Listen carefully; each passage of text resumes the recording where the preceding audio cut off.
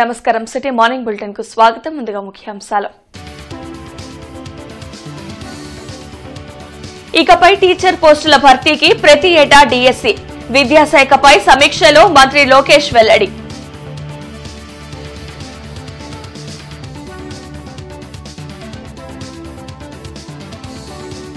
అమరావతిని ఆపాలని చూస్తే ప్రజలే చీకొడతారు. కొండవీటి వాగును పరిశీలించిన మంత్రి నారాయణ.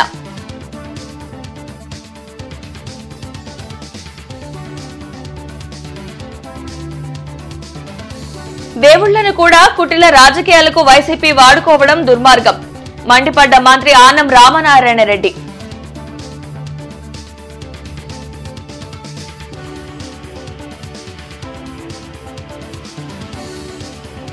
ఈ నెల 25 నుండి స్మార్ట్ రేషన్ కార్డుల పంపిణీ పండుగ వాతావరణంలో నిర్వహిస్తామన్న మంత్రి నాదెండ్ల.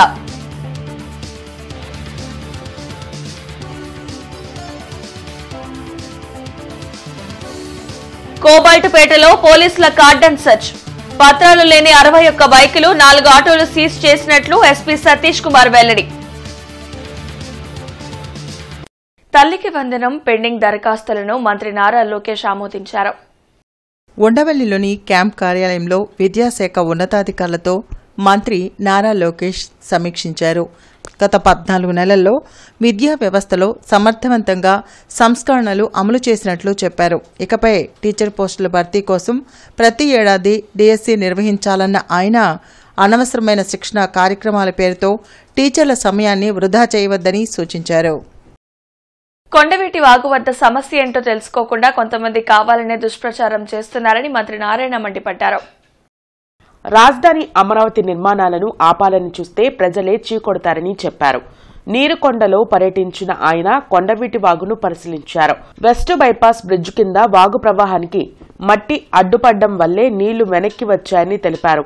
అమరావతిలో ఎంత వరద వచ్చినా ఇబ్బంది లేకుండా నెదర్లాండ్స్ వాళ్లు కాలువలు, రిజర్వాయర్లు డిజైన్ చేశారని నారాయణ వివరించారు.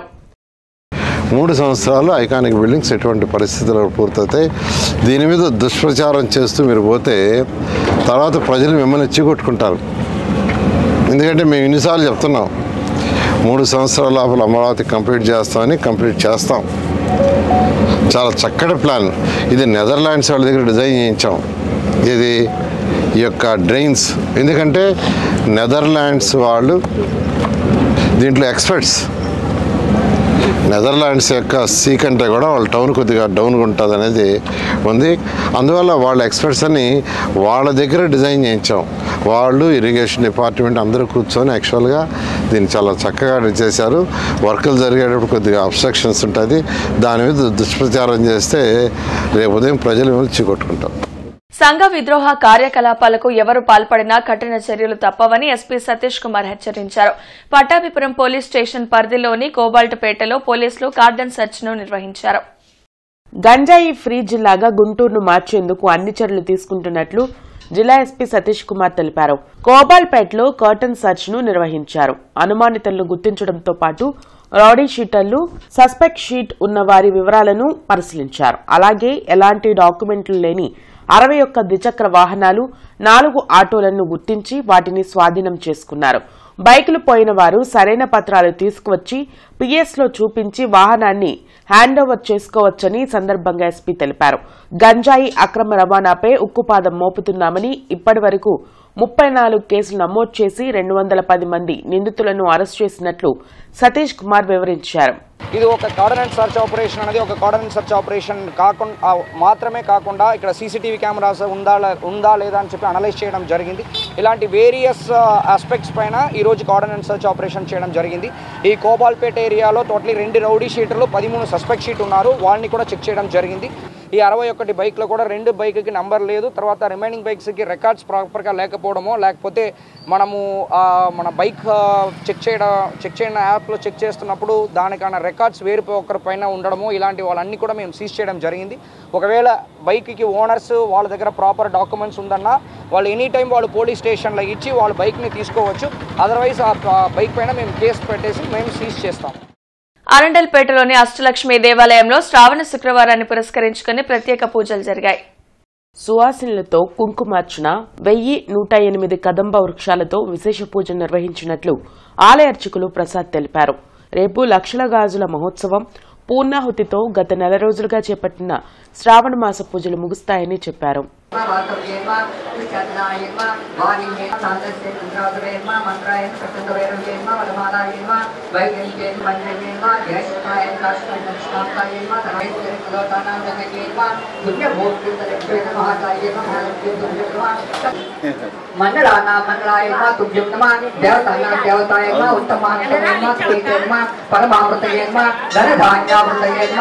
శ్రావణ మాసం చివరి శుక్రవారం సందర్భంగా అమ్మవారికి ఈరోజు విశేషంగా 1108 కదంబ వృక్షాలతో పూజా కార్యక్రమం నిర్వహించాము. ముఖ్యంగా గత నెల రోజుల నుంచి విశేష పూజా కార్యక్రమాలు చేసుకుంటూ రేపు శ్రావణ బహుళ అమావాస్య శనివారం లక్ష గాజుల పూజా మహోత్సవం పూర్ణావధితో ఈ సంవత్సరం 30 వార్షిక కోటి కుంకుమార్చన పూర్తి చేసుకుంటున్నాము. కావున భక్తులందరూ రేపు జరిగే లక్ష గాజుల పూజా మహోత్సవానికి విచ్చేసి అమ్మవారి దర్శనం చేసుకుని అమ్మ యొక్క అనుగ్రహం పొందవలసిందిగా కోరుచున్నాము. దేవుళ్లను సైతం రాజకీయాల్లోకి లాగటం వైసీపీకే చెల్లిందని మంత్రి ఆనం రామనారాయణ రెడ్డి విమర్శించారు. మంగళగిరిలోని టీడీపీ కేంద్ర కార్యాలయంలో మంత్రి ఆనం రామనారాయణ రెడ్డి మీడియాతో మాట్లాడారు. హిందూ మతంపై విశ్వాసం లేని వ్యక్తులు హిందువుల మనోభావాలను గాయపరచడం సిగ్గుచేటన్నారు. తిరుమలపై విషప్రచారం చేస్తున్న వైసీపీ నాయకులను దేవుడు క్షమించడని తెలిపారు. తన 40 ఏళ్ల రాజకీయ చరిత్రలో ఇంత దిగజారుడు ప్రతిపక్షాన్ని ఎన్నడూ చూడలేదని మంత్రి ఆనం చెప్పారు. దాదాపుగా 4.5 దశాబ్దాల రాజకీయ జీవితం ఉన్నది. అనేక మంది ముఖ్యమంత్రులతో పనిచేసినటువంటి వ్యవస్థలో ఉన్నటువంటి వ్యక్తి. కానీ దుర్మార్గం ఈరోజు ఇటువంటి ప్రతిపక్షంకి సాక్షాత్తు వైకుంఠవాసి మీద జరిగే దుష్ప్రచారం మీద జవాబు చెప్పుకోవాల్సి రావడం అనేదే నాకు బాధగా ఉంది. ఎప్పుడు చూడలేదు ఎలాంటి ప్రతిపక్షాన్ని. మేము అధికార పక్షంలో ఉన్నాం, ప్రతిపక్షాల్లో ఉన్నాం. కానీ నిరంతరం 5.5 కోట్ల ఆంధ్రులను పూజించేటువంటి దైవం మీద ఇవాళ ప్రతిపక్షాలు చేసే ఆరోపణలకి సమాధానం చెప్పాల్సిన పరిస్థితి. ప్రతిపక్షం ఉండడం బాధాకరం. రాజకీయ ప్రయోజనాల కోసం, నీ స్వార్థ రాజకీయం కోసం, కేవలం నీ రాజకీయ పార్టీ మనుగడను కాపాడుకోవడం కోసం ఇవాళ దేవుడిని సైతం నువ్వు వదిలిపెట్టకుండా ఒక సైకోలాగా ఇవాళ ఆనందం పొందడానికి దేవుణ్ణి కూడా దూషించే పరిస్థితి వచ్చింది మీకు. ట్రాఫిక్ క్రమబద్దీకరణ కోసం ప్రత్యేక ప్రణాళికలను సిద్ధం చేస్తున్నట్లు ఎస్పీ సతీష్ కుమార్ తెలిపారు. నేరాల నియంత్రణలో భాగంగా ఆటోలకు క్యూఆర్ కోడ్తో కూడిన స్టిక్కర్లను ఈస్ట్ ట్రాఫిక్ పిఎస్ వద్ద డ్రైవర్లకు అందించారు. త్వరలో స్పెషల్ డ్రైవ్ చేపట్టి ఆధారాలు సక్రమంగా లేని ఆటోలను సీజ్ చేయడం జరుగుతుందని చెప్పారు. పోలీసులు అందించిన క్యూఆర్ కోడ్ స్టిక్కర్లు ఉన్న ఆటోలను మాత్రమే ప్రయాణికులు ఎక్కాలని ఎస్పీ సూచించారు. సింగిల్ బ్రిడ్జి నిర్మాణ నేపథ్యంలో ట్రాఫిక్ సమస్య ఎక్కువగా ఉందని ప్రజలు సహకరించాలని కోరారు. 10,600 ఆటోస్ వరకు మన నంబర్ ఇవ్వడం జరిగింది. దీనికి కోఆపరేట్ చేసిన ప్రతి ఒక్క ఆటో వాళ్ళందరికీ కూడా మన పోలీస్ తరపు నుంచి ధన్యవాదాలు చెప్పుకుంటున్నాము. అదేవిధంగా రిమైనింగ్ ఒక 5,000 మంది, దాదాపు 5,000 మంది కూడా ఇమీడియట్గా వచ్చి నంబర్ తీసుకోవాలని చెప్పేసి మన పోలీస్ తరపు నుంచి సూచనలు చెప్తున్నాము. ఎందుకంటే ఒకవేళ మీరు ఇంకా 1 మంత్ మనకి సెప్టెంబర్ లాస్ట్తో పాటు మన డెడ్లైన్ ఫిక్స్ చేసుకున్నాము. దాని తర్వాత ఏ ఆటోకి నంబర్స్ లేదో ఆ ఆటోస్ పైన మేము ఎన్ఫోర్స్మెంట్ని స్టార్ట్ చేస్తాం. సో ఆటో వాళ్ళు రిమైనింగ్ ఇంకా ఎవరెవరు తీసుకోవట్లేదో వాళ్ళు అందరూ వచ్చేసి ఈ నంబర్ తీసుకోవాలని చెప్పి కోరుకుంటున్నాము. సో అది పీక్ టైంలో మనం 9:30 to 10:30, 11, మళ్ళీ ఈవినింగ్ 4:30 to 5:30, 6 వరకు కొంచెం అక్కడ ప్రెషర్ పాయింట్స్ ఉన్నాయి. అదేవిధంగా గంగరకుంట అండర్ పాస్ దగ్గర, సో ఇలాంటి కొన్ని ఏరియాస్లో ప్రెషర్ పాయింట్స్లో మేము ఎక్స్ట్రా ఫోకస్ చేస్తున్నాము. ప్రజలు కూడా ఇంకా కమింగ్ డేస్లో అలవాట్లు అయిపోతారు కాబట్టి ఇబ్బంది ఉండదని అనుకుంటున్నాము. చిరంజీవి 70వ పుట్టినరోజు సందర్భంగా రాష్ట్ర చిరంజీవి యువత నాయకులు జిల్లా జనసేన అధికార ప్రతినిధి ఆళ్లహరి ఆధ్వర్యంలో శ్రీనివాసరావు తోటలోని టీడీపీ కార్యాలయంలో కేక్ కట్ చేసి వేడుకలు నిర్వహించారు. ఈ సందర్భంగా గల్లామాధవి మాట్లాడుతూ అంకిత భావం, పట్టుదల, చిత్తశుద్ది, కష్టపడే తత్వం ఉండే సామాన్యుడు ఎంతటి అసామాన్యమైన లక్ష్యాలన్నా సాధించవచ్చు అనడానికి చిరంజీవి జీవితమే ప్రత్యక్ష నిదర్శనమని గల్లామాధవి కొనియాడారు. రాష్ట్ర ఒడ్డెర సంఘం చైర్మన్ మల్లె ఈశ్వరరావు మాట్లాడుతూ సినీ పరిశ్రమ చిరంజీవికి ముందు, చిరంజీవికి తర్వాత అన్న విధంగా మలచిన గొప్ప నటుడు చిరంజీవి అని అన్నారు. కోట్లాది మంది అభిమానుల్ని సేవా మార్గం వైపు మళ్లించిన సేవా తత్పరుడు చిరంజీవి అన్నారు. వేడుకల్లో కూటమి నేతలు మల్లిక, ధరణి, సరోజిని, పద్మావతి, రాజలక్ష్మి తదితరులు పాల్గొన్నారు. వెల్లువెత్తున ఈరోజు చిరంజీవి గారి 70వ పుట్టినరోజుని పురస్కరించుకొని కేక్ కటింగ్ ఏర్పాటు చేసుకోవడం జరిగింది. మనందరికీ తెలుసు, కేవలం ఒక నటుడిగా కాకుండా ఒక వ్యక్తిత్వం ఉన్న వ్యక్తిగా ఈరోజు సమాజంలో ఉన్న వ్యక్తి చిరంజీవి గారు ఎందరికో ఆదర్శంగా ఉన్నారు.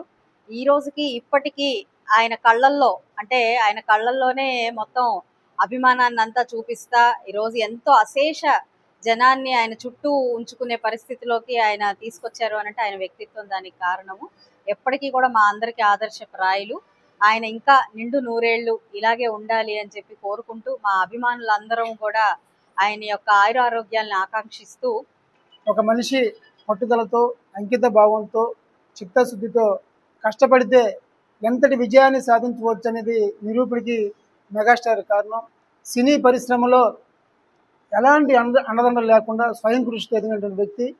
చిరంజీవి గారికి ముందు, చిరంజీవి గారి తర్వాత అనే విధంగా ఆ ప్రభావం చూపించినటువంటి వ్యక్తి చిరంజీవి గారు. అలాగే ఆయనకున్నటువంటి కోట్లాది అభిమానుల్ని సేవా తత్పరత వైపు మళ్లించినటువంటి వ్యక్తి చిరంజీవి గారు. రక్తదానం చేయాలంటేనే భయపడేటువంటి రోజుల్లో రక్తం అందకుండా ఎవరు చనిపోకూడదనే ఒక మహోన్నతమైన కార్యక్రమంతో రాష్ట్ర వ్యాప్తంగా ఉమ్మడి రాష్ట్రంలో రక్తదాన శిబిరాన్ని ప్రారంభించి తన అభిమానులతో కోట్లాది మంది ప్రాణాలు కాపాడిన వ్యక్తి. అలాగే ఐ బ్యాంక్ సృష్టించిన వ్యక్తి. అలాగే దేశంలో ఎక్కడ ఏ అవసరం వచ్చినా, ప్రకృతి విలయాలు వచ్చినా సరే, ప్రజలకు ఏ ఆపద వచ్చినా, ఎలాంటి కష్టం వచ్చినా చిరంజీవి గారి అభిమానులు ఉన్నారు. వాళ్ళందరినీ కూడా మీరు సహాయ చేయండి అని చెప్పి మమ్మల్ని అందరినీ ప్రోత్సహించిన వ్యక్తి. ఈ నెల 25 నుండి స్మార్ట్ రేషన్ కార్డుల పంపిణీ కార్యక్రమాన్ని ప్రారంభించనున్నట్లు మంత్రి నాదెండ్ల మనోహర్ ప్రకటించారు. విజయవాడలో మంత్రి నాదెండ్ల మనోహర్ మీడియాతో మాట్లాడారు. వచ్చే నెల 15 వరకు 4 విడతల్లో పండుగ వాతావరణంలో ఈ స్మార్ట్ కార్డులు పంపిణీ చేయనున్నట్లు చెప్పారు. రాష్ట్ర వ్యాప్తంగా 1.45 కోట్ల కుటుంబాలకు స్మార్ట్ రైస్ కార్డులను ఉచితంగా ఇంటింటికి వెళ్లి అందజేస్తామని తెలిపారు. కొత్తగా దరఖాస్తు చేసుకున్న వారికి కూడా ఈ క్యూఆర్ కోడ్ రేషన్ కార్డులు ఇవ్వడం జరుగుతుందన్నారు. మార్కెట్ ధరలు పెరిగినప్పుడు తప్పకుండా పౌర సరఫరాల శాఖ ద్వారా అదనపు సరుకులు పంపిణీ చేస్తామని మంత్రి మనోహర్ పేర్కొన్నారు. స్థానికంగా ఉన్న జిల్లా కలెక్టర్లు, జాయింట్ కలెక్టర్లు ఈ 25వ తారీఖు నుంచి ప్రారంభించబోయే ఈ కార్యక్రమంలో కంప్లీట్గా డిజిటల్ ట్రాకింగ్ ఏర్పాటు చేశాం. వాళ్ళకు కూడా మేము ఆ వెసులుబాటు అవకాశం కల్పించాం. ఆ డాష్ బోర్డ్ ద్వారా ఆ జిల్లా కలెక్టర్లు, జాయింట్ కలెక్టర్లు ఇమీడియట్గా చెకప్ చేసుకుని వాళ్ళ జిల్లాకు సంబంధించిన అనేక మండలాల్లో ఏ విధంగా ఈ పంపిణీ జరుగుతుందో దానిపైన కూడా వారు ఎప్పటికప్పుడు సమీక్షించుకోవచ్చు. ఎవరైతే మైగ్రేట్ అయ్యి ఇతర ప్రాంతాల నుంచి వలసకి వెళ్లారో ఆ కార్డుదారులను మాత్రం నేను కోరుతున్నాను, దయచేసి మా డిపార్ట్మెంట్ నుంచి ఒరిజినల్గా మీరు ఏదైతే కీ రిజిస్టర్లో ఎంటర్ అయ్యారో, అంటే మీరు కార్డు తీసుకునేటప్పుడు ఫస్ట్ టైం ఎక్కడైతే మీరు ఫేర్ ప్రైస్ షాప్లో మీరు నమోదు చేసుకున్నారో మీ వివరాలు మీరు అక్కడే కలెక్ట్ చేసుకోవాల్సిన అవసరం ఉంది. అంటే రాగి, జోవారు కొన్ని జిల్లాల్లో ప్రారంభించి సరుకులు అందిస్తున్నాం. వీటితో పాటు అన్ని జిల్లాల్లో పంచదార ఇస్తున్నాం రైస్తో పాటు. గతంలో ఇచ్చిన ఈ ఆర్జీ దాల్, కందిపప్పు విషయంలో ఇంటర్వెన్షన్ అవసరం ఉన్నప్పుడే మేము ఆ సరుకు సప్లై చేయాలని నిర్ణయించుకున్నామండి. ఎందుకంటే మార్కెట్ ధరలు సామాన్యుడికి అందుబాటులో లేకుండా విపరీతంగా పెరిగిపోయినప్పుడు తప్పకుండా మేము సబ్సిడీ తీసుకొచ్చి అప్పుడు మేము అందిస్తాం. జీఎస్టీ స్లాబుల్లో మార్పులు తీసుకొస్తూ కేంద్రం తీసుకున్న నిర్ణయంపై ఛాంబర్ ఆఫ్ కామర్స్ గౌరవ అధ్యక్షులు ఆతుకూరి ఆంజనేయులు హర్షం వ్యక్తం చేశారు. పేద మధ్యతరగతి ప్రజలు కొనే వస్తువులను తక్కువ స్లాబ్ పరిధిలోకి తీసుకురావడంతో పాటు వ్యవసాయ రంగంపై జీఎస్టీని ఎత్తివేయాలని కోరారు. జీఎస్టీ స్లాబ్లను 5-12% పరిమితం చేయాలని, లగ్జరీ వస్తువులపై 40% పన్ను విధించడం వల్ల అంత ప్రయోజనం ఉండకపోవచ్చని అభిప్రాయపడ్డారు. ప్రత్యేకించి మా డిమాండ్ ఏంటంటే రైతే రాజు, రైతు పండించే పంట మీద ఏదైతే ముడిసరుకు ఉందో దాని మీద జిఎస్టీ ఏ రకం కూడా ఉండకూడదని డిమాండ్ చేస్తూ ఉన్నాం. ఛాంబర్ ఆఫ్ కామర్స్ అంటే వ్యాపారస్తులు, రైతులు ఉంటేనే ప్రజలు, వ్యాపార వర్గం అందరూ ఉంటారు. కాబట్టి మా డిమాండ్ ఏంటంటే జిఎస్టీ అనేది రైతు పండించే పంట మీద, ముడిసరుకు మీద ఉండకూడదు. తర్వాత మార్పిడి జరిగిన తర్వాత అది ప్రభుత్వం ఇష్టాన్ని బట్టి వేయడానికి ఇల్లు ఉంటుంది, కానీ ఇది ఏదని చెప్పి మనం చేస్తూ ఉన్నాం. తర్వాత మంత్రివర్గ సమావేశంలో వాళ్ళు పంపించిందంటే 5-18 పంపించారు. కానీ మా డిమాండ్ అంటే 5-12 మా డిమాండ్ చేస్తున్నాం. అయితే చాలా సంతోషం ఏంటంటే చాలా సంవత్సరాల తర్వాత జిఎస్టీ తగ్గించే మార్గం ఆలోచించేటువంటి prime minister of India Modi గారికి వ్యాపార వర్గాలు ప్రజలు కూడా ధన్యవాదాలు చెబుతారు. ఆరగ్రహారంలోని వాసవి కన్యకా పరమేశ్వరి అమ్మవారి దేవాలయంలో శ్రావణ శుక్రవారాన్ని పురస్కరించుకుని విశేష పూజలు నిర్వహించారు. మహిళా భక్తులు ప్రత్యేక కుంకుమార్చనలో పాల్గొని సకల శుభాలు కలగాలని అమ్మవారిని వేడుకున్నారు. శ్రావణ మాసంలో అమ్మవారిని దర్శించుకుంటే మంచి జరుగుతుందని ఆలయ అర్చకులు తెలిపారు.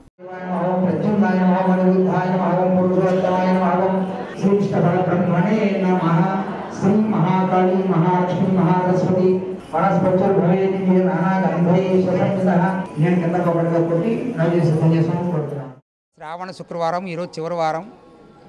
ఈ రోజున బహుళ చతుర్దశి అమావాస్య అనగా మహాశివరాత్రి మరియు అమావాస్య విశేషం కలిసి వచ్చింది. ఈ రోజున అమ్మవారి యొక్క ఆలయంలో అమ్మవారి పొద్దున విశేష అభిషేకాలు జరిగినాయి. ఇప్పుడు సామూహిక లక్ష కుంకుమార్చన కార్యక్రమం 500 మంది మహిళల చేత సామూహికంగా లలితా సహస్ర కుంకుమార్చన మరియు పుష్పార్చన చేసి ముత్తైదులకి ముఖ్యంగా ఈ శ్రావణ మాసంలో లక్ష్మీవారి అనుగ్రహం కోసం స్త్రీలందరూ సౌభాగ్యం కోసం వాళ్ళ యొక్క కుటుంబ వృద్ధి కోసం వాళ్ళ యొక్క వ్యాపారాభివృద్ధి కోసం అందరూ కూడా శ్రావణ మాసం లక్ష్మీదేవిని కొలవడం జరుగుతుంది. ఇవాళ చివరి వారం, ఈ వారంతో శ్రావణ మాసం పూర్తి అయిపోతుంది. అందుకని విశేషంగా మహిళలందరూ కూడా విచ్చేసి అమ్మవారి యొక్క సామూహిక లలితా సహస్రనామ అష్టోత్తర కుంకుమ పూజ చేయడం జరిగింది. గుంటూరు ఏటుకూరు రోడ్లోని శ్రీ కన్యకా పరమేశ్వరి అమ్మవారి దేవస్థానంలో 5వ శుక్రవారంతో ఇవాళతో శ్రావణ మాసం అయిపోయిందండి. ఇప్పుడు అమావాస్య కూడా వచ్చేసింది. అమావాస్య, చతుర్దశి ఇవన్నీ కూడా కలిసి రావటం ఇవాళ చాలా విశేషం. ఈ లాస్ట్ శుక్రవారం మహిళలందరూ చాలామంది ఈ పూజా కార్యక్రమంలో పాల్గొని చాలా సంతోషంతో పూజ చేసుకున్నారు. అమ్మవారి పూజ అందరికీ అమ్మవారి కృప అందరికీ ఉండాలని చెప్పి, అమ్మవారి దయ అందరికీ ఉండాలని చెప్పి మనసావాచ కోరుకుంటున్నాను. అర్హత ఉన్న ఏ ఒక్కరి పెన్షన్ను తొలగించే ప్రసక్తే లేదని మంత్రి కొండపల్లి శ్రీనివాస్ స్పష్టం చేశారు. వెలగపూడి సచివాలయంలో మంత్రి కొండపల్లి శ్రీనివాస్ మీడియాతో మాట్లాడారు. పెన్షన్లు తొలగిస్తున్నారంటూ వైసీపీ నేతలు చేస్తున్న అసత్య ప్రచారాన్ని ప్రజలు నమ్మరని చెప్పారు. గత ప్రభుత్వం అనర్హులకు దివ్యాంగుల ధృవపత్రాలు ఇచ్చి పెన్షన్ పంపిణీ చేసిందని, అలాంటి వారిని గుర్తించి చర్యలు తీసుకుంటున్నట్లు మంత్రి శ్రీనివాస్ వివరించారు.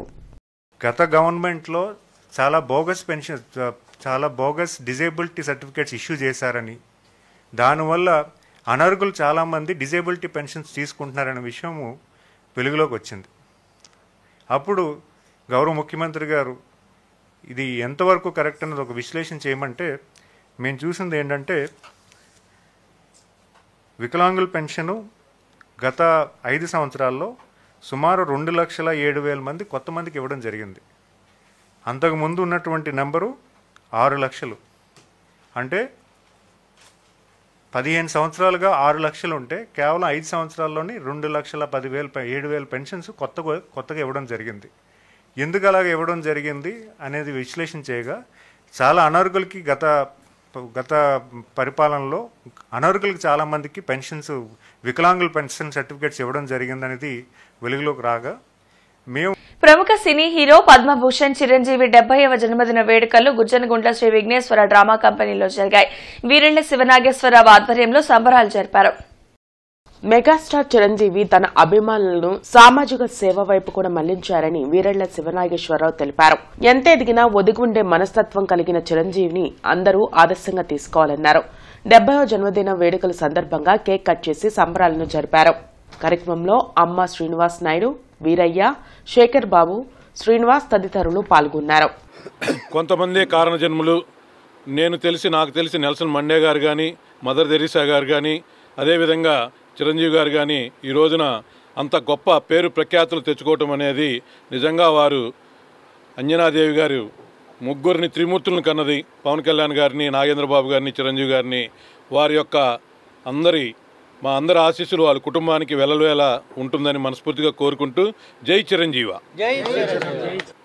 ఇంకా చిరంజీవి గారు ఇంకా ఎంతో అభివృద్ధిలోకి రావాలని చెప్పేసి మేము మనస్ఫూర్తిగా కోరుకుంటున్నాం. ఎంత ఎదిగినా సరే ఒదిగి ఉండేటటువంటి మంచి గొప్ప మనస్తత్వం కలిగినటువంటి చిరంజీవి గారికి అభినందనలు తెలియజేసుకుంటూ పుట్టినరోజు శుభాకాంక్షలు మరొకసారి తెలియజేసుకున్నాం.